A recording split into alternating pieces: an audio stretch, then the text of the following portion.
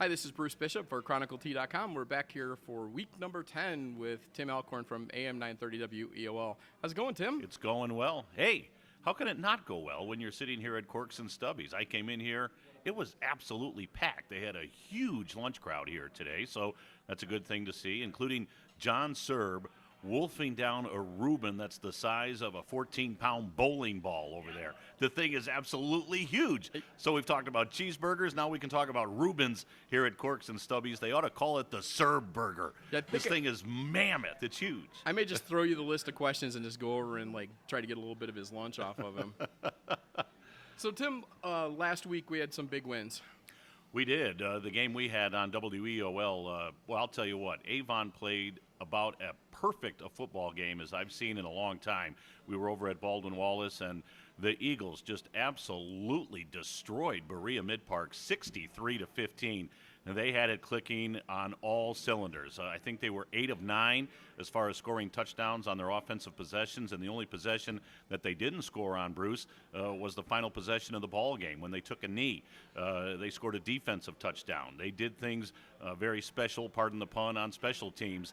Avon looks like they are peaking at the exact right moment of the season. You want to be playing your best football. Comes week 9 and 10 and into the postseason. It looks like Avon is doing that. The Eagles are led by a great quarterback in Jake Sopko. This young man is very, very special. Sopko, of course, already signed for the University of Cincinnati. And the thing about Jake that stood out for me last week, I was looking at the stat sheet. He does not have one single solitary interception this year. Now, I don't pretend to have the Lorain County record book memorized, but I would love to find out, you know, for the amount of passes that he's thrown in a season, when's the last time a player of that caliber throwing that many passes has not had a ball picked off? And that just shows you not only is he a great quarterback as far as his arm, but his intellect. I mean, you've got to be an incredibly bright young man to sit back there and read coverages and know where the receivers are and, more importantly, know where the defenders are, not to have a pick. That's an amazing statistic. I'm going to research that to find out when's the last time a starting quarterback went through an entire regular season without an interception. But Avon looked really, really good last Friday night. That was a big win for them, and it locked up a playoff berth. And Firelands. Fireland's got a big win. They needed that one against Black River, so they are still alive as far as the playoffs are concerned. They've got a big game Friday night as they take on Keystone. For the most part, a win by Firelands will lock up a playoff berth for them. We'll talk a little bit more about that here in a couple of minutes as far as teams that are on the bubble. But no doubt that was a big win for Firelands, especially coming off a real tough loss at the hands of Buckeye. So big win for the Falcons, and now it sets up a huge Week 10 for them. And unfortunately, not a great week for my team, the Elyria Catholic Panthers. Well, we mentioned sitting right here at Corks and Stubbies last week, they were in a must-win situation. They went over to Rocky River and got beat pretty badly by the Rocky River Pirates. So unfortunately for EC, there will not be any postseason this year. They've got one more regular season game, the Friday night ball game against Gilmore Academy. But that's a tough one for EC. They had 4 games this year. They had to win 1, maybe 2 of those 4 with Aquinas, Bay, Holy Name, and Rocky River, and they went 0-4.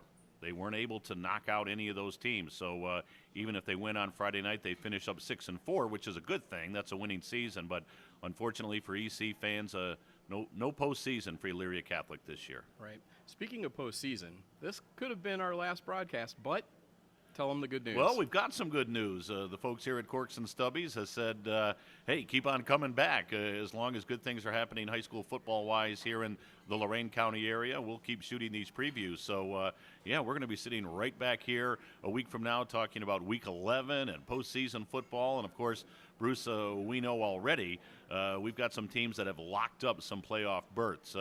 It's funny, you go all the way back to that very first recording that I did with Sean Bennett from the Chronicle here at Corks and Stubbies, and we talked about teams that we thought were going to have very successful seasons, and we mentioned Avon, Midview, and Columbia. Well, here we are going into Week 10, and those 3 teams have already locked up playoff berths. Midview knows they're going to have a home game in Week 11, so Midview fans can start getting ready for Friday night, November 6th.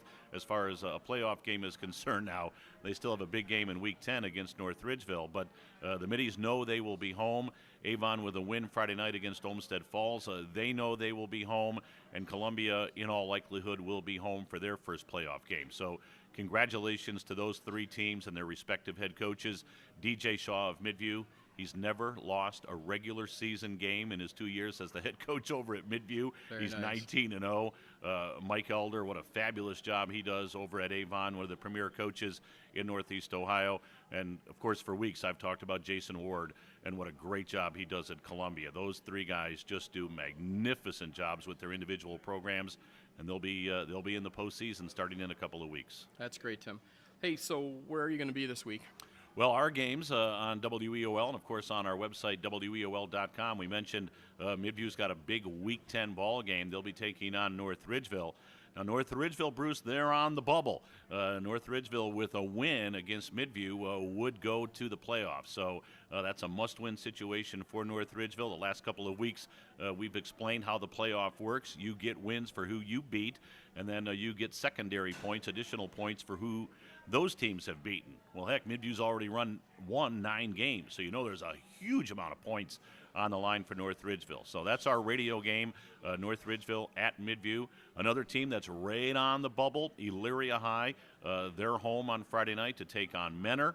We'll have that game on WEOL.com. That'll be our Stream 2 game. Another one, a win and get in. If Elyria High wins on Friday night at Ely Stadium, they are guaranteed a postseason berth. They will make the playoffs.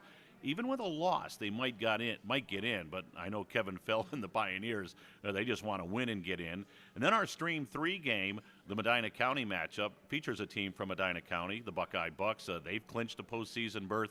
What a great season they've had. They're 9-0.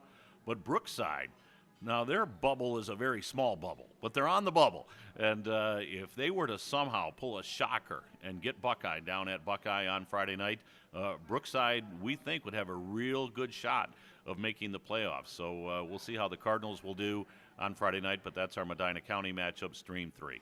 That sounds great. Hey, who are you rooting for this week? Now, it's interesting you asked that because, of all the games that are taking place on Friday night, and certainly we want to see teams win to get in. We talked about North Ridgeville, Elyria, Firelands. If they beat Keystone, they pretty much will get in. The one team that I'm really rooting for this week, I just want to see them win, the Amherst Comets. And why is that? They're 0-9. Right. For all the work that these kids put in, and I'm telling you what, they work so hard. It goes all the way back to the winter and weightlifting, and then the summer conditioning, 2-a-days, scrimmages, all of that. These kids work so hard, and you want to see them get something for their efforts. So this week, I'm rooting for Amherst. Man, I want to see them get that first win. If it's the last game of the year, yeah, Serb, he swallows the Reuben sandwich, but then gives the Comets a round of applause. Right but on. I'd love to see Amherst win this week. I really would, just for those kids, for all the work and the coaches that they put in. Let's see them get one. They're taking on another team that's 0-9. Maybe this is their week. I hope so. All right, go Comets. Go Comets. All and right. Again, we wish the best of luck to all the teams. And looking forward to coming right back here to Corks and Stubbies in Amherst at 5 Corners. Five Corners, not 5 points. 5 Corners in Amherst. We'll be here for Week 11. All right, Tim, we'll see you then. Thanks, Bruce.